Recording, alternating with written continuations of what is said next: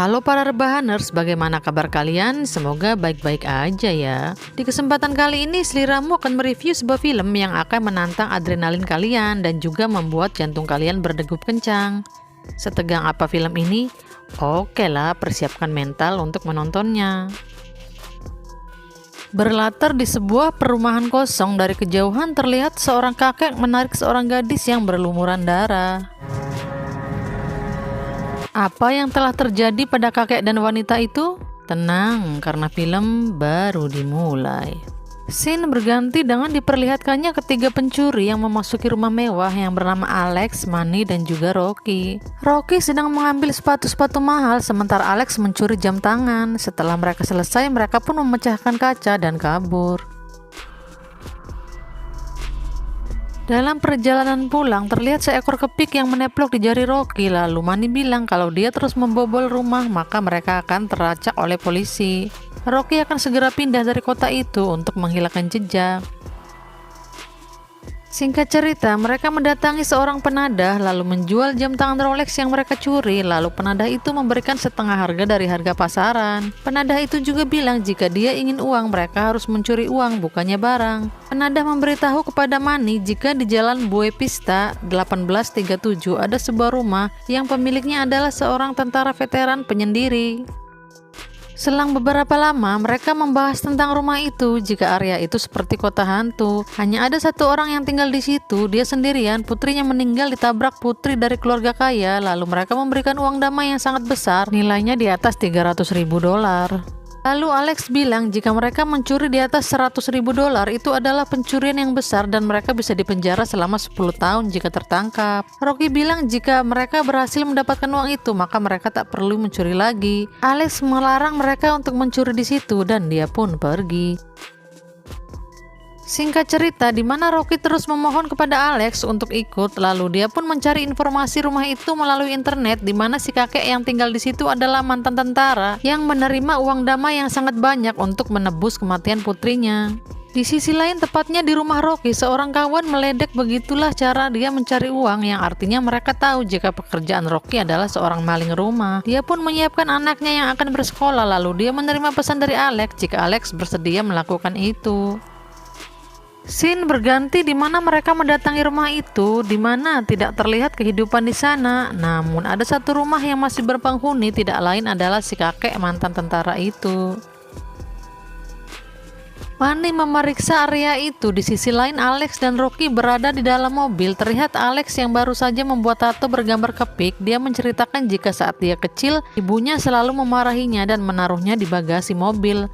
Dan seekor kepik masuk melalui celah bagasi lalu menemaninya. Ladybug flew in, kept me company. Rocky bilang jika mereka mendapatkan uang ini, dia akan pindah. Lalu Alex bilang jika dia akan ikut bersamanya. Selesai mengintai, mereka pun pergi dan akan menjalankan aksinya pada malam hari. Malam pun poek, di mana mereka bertiga mendatangi area itu. Terlihat suasana yang begitu sepi, tidak ada satu orang pun, cuma ada kakek itu sendirian bersama anjingnya. Waktu menunjukkan pukul 2 dini hari, lalu mereka bergegas memasuki rumah itu. Manny melempari anjing dengan umpan yang berisi obat bius agar anjing itu pingsan.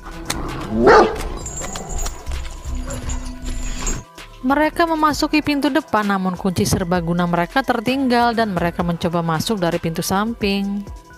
Terlihat anjing yang sudah pingsan. Dari pintu samping pun keamanan sangat ketat. Mereka bilang jika si kakek ini bukan orang biasa dan pintu mempunyai pengamanan yang kuat. Rocky melihat ada jendela dari atas, lalu dia menaikinya dan memecahkan kaca itu.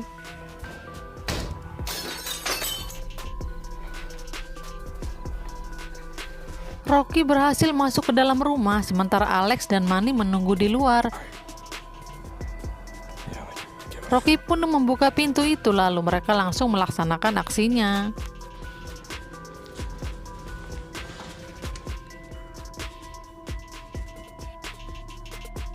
Manny memasuki kamar si kakek dan mendapati kakek itu sedang tidur pulas. Dia pun menaruh bius di aqua botol, namun tiba-tiba kakek itu terbangun dan dia pun kembali tidur lagi.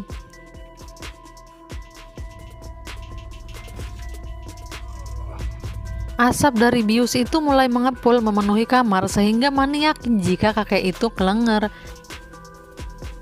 Manny kembali keluar dan meyakinkan teman-temannya jika kakek itu sudah pingsan.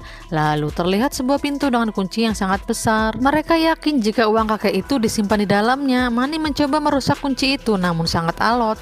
Lalu dia mengeluarkan pistol dan Alex pun kaget karena baru kali ini dia mencuri dengan membawa pistol. Alex, we need you just gave this guy the legal right to shoot us. Manny menembak kunci itu, lalu kunci pun berhasil patah. Alex ketakutan, dia tidak mau ikut, lalu dia pun pergi. Pintu pun berhasil dibuka, namun tiba-tiba si kakek muncul dan Manny bilang jika dia sedang mabuk dan salah masuk rumah. Namun kakek itu terus mendekatinya. I'm just gonna leave, okay? Manny mengancam kakek itu untuk tidak mendekat, namun kakek itu terus mendekat, lalu tiba-tiba Better fucking stop!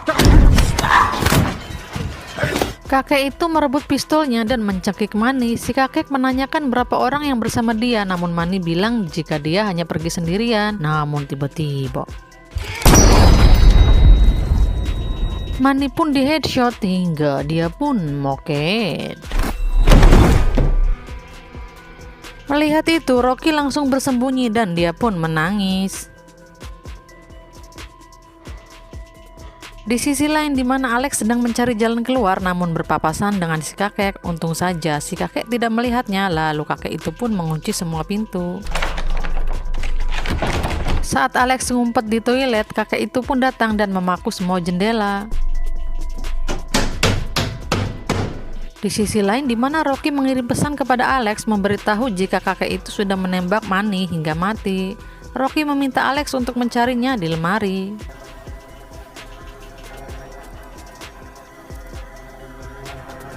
Saat Rocky akan keluar, tiba-tiba kakek itu datang lalu membuka lemari yang berisikan brankas. Rocky pun melihat tumpukan uang di brankas itu dan juga melihat kode untuk membukanya. Di sisi lain di mana Alex menemui Rocky, lalu dia bilang jika dia akan menghubungi polisi. Namun tiba-tiba Rocky bangkit dan menuju brankas itu untuk membukanya. Gak pakai lama, dia langsung menggasak semua uang itu. Lalu saat mereka akan pergi, tiba-tiba si kakek datang dan menyeret mayat Manny. Dan saat Alex akan pergi, tiba-tiba Alex menginjak lantai lalu berbunyi dan si kakek pun waspada dengan pistolnya. Karena tak ada sesuatu yang mencurigakan, si kakek pun melanjutkan aksinya. Gak pakai lama di mana Alex dan Rocky menuju ruang bawah tanah dan si kakek mencium aroma kasut yang kecut, lalu dia pun mencari arah bau itu. Dia menemukan 2 buah sepatu, lantas si kakek itu langsung mengecek brankasnya dan ternyata isinya sudah raib. Kembali kepada Rocky di mana mereka masih mencari jalan keluar melalui ruang bawah tanah, namun tiba-tiba seorang wanita tawanan mengagetkan dan loncengnya pun tertarik memberitahu si kakek jika di ruang bawah tanah ada seseorang. Wanita itu meminta tolong untuk dibebaskan dan memperlihatkan koran tentang penculikan dirinya. Namun Alex mencegah Rocky untuk tetap keluar dan melaporkan kepada polisi. Namun wanita itu menunjukkan kunci yang berada di brankas, lalu Rocky pun membukanya. Di sisi lain di mana si kakek memasuki ruang bawah tanah, sementara Rocky menolong wanita itu lalu membantunya untuk keluar bersama. Alex mencoba membuka pintunya namun tiba-tiba kakek menembak wanita itu hingga dia pun moket. Karena si kakek buta, dia tidak tahu siapa yang dia tembak dan ternyata dia menembak tawanannya yang sedang mengandung anaknya. Dengan sigap si kakek langsung mengunci kembali pintu ruang bawah tanah lalu mematikan si kering untuk membuat mereka kesulitan mencari jalan. Lampu pun padam dan si kakek terus mencari mereka. Alex tertangkap, si kakek mencoba mencekiknya namun Alex berontak hingga lemari itu runtuh dan menindihi si kakek. Gak pakai lama mereka berhasil keluar dari ruang bawah tanah itu, namun tiba-tiba mereka melihat anjing yang sudah tersadar dari biusnya dan Alex memberikan kunci kepada Rocky untuk dia membukanya.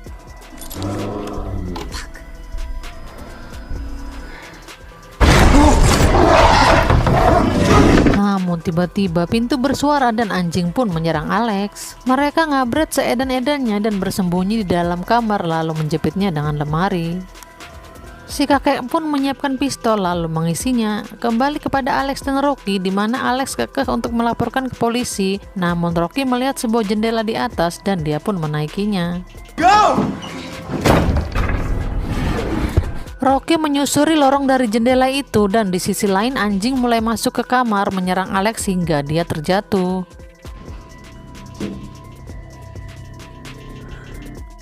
Si kakek melihatnya dari bawah, lalu si anjing itu masuk ke dalam jendela dan mengejar Rocky hingga Rocky pun jatuh. Di sisi lain si kakek menembak kaca di mana Alex terjatuh di atasnya hingga Alex pun jatuh ke bawah. Alex berusaha bangkit dan ngabret seedan-edannya, lalu dia pun menuju dapur dan bersembunyi. Saat kakek akan masuk, tiba-tiba Alex menggandeng tangan si kakek hingga pistol terjatuh dan kakek itu melawannya lalu mencekiknya hingga dia tak sadarkan diri.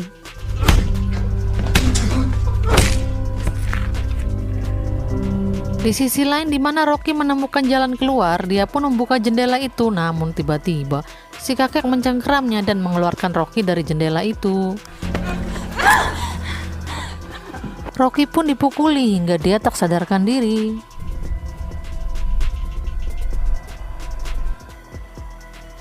Selang beberapa lama Rocky tersadar dan dia sudah dalam kondisi terikat di tempat wanita itu ditawan. Kakek pun bercerita jika putrinya ditabrak gadis dari keluarga kaya dan membayarnya untuk uang damai. Gadis itu diculiknya dan sekarang dia sedang mengandung anaknya, namun sekarang dia tewas karena ulah mereka. Di sisi lain di mana Alex tersadar dan dia mencari senjata untuk membela diri, dia pun menemukan palu dan memancing si anjing untuk masuk ke kamar lalu menguncinya. Kembali kepada si kakek di mana dia mengubur mayat gadis itu dengan cara mengecornya. Alex berusaha membuka pintu dan dia pun melihat si kakek sedang menarik Rocky.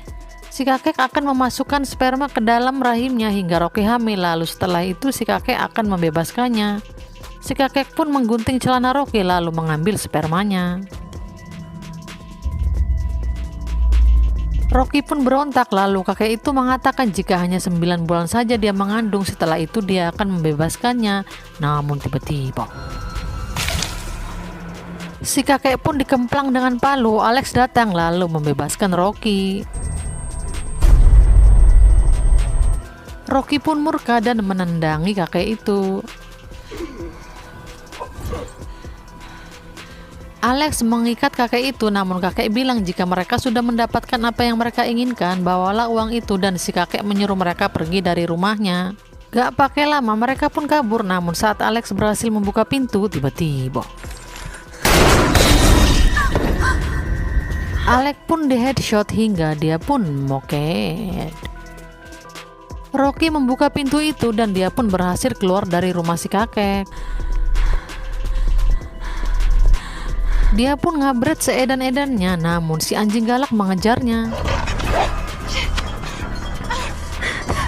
Saat Rocky akan memasuki mobil, anjing itu menggigit tasnya hingga tas itu terjatuh. Rocky pun berhasil masuk ke mobil, namun jendela belakang tidak tertutup dan anjing pun berusaha masuki jendela itu.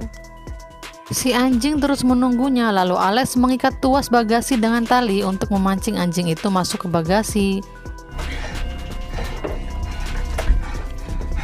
Dia pun menarik tuas itu dan si anjing berhasil masuk ke dalamnya. Namun si anjing berhasil masuk ke kabin. Rocky pun mengikat leher si anjing dengan tali dan Rocky berhasil lolos dari serangan anjing. Namun saat dia akan pergi, tiba-tiba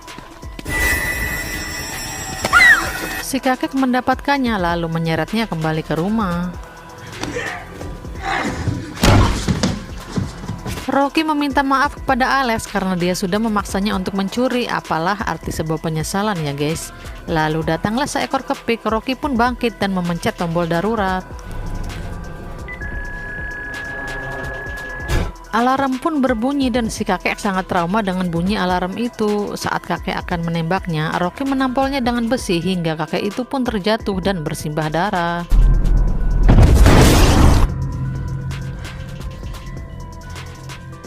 Merasa kakek itu sudah moket, Rocky pun mengambil tas itu dan keluar dari rumah si kakek.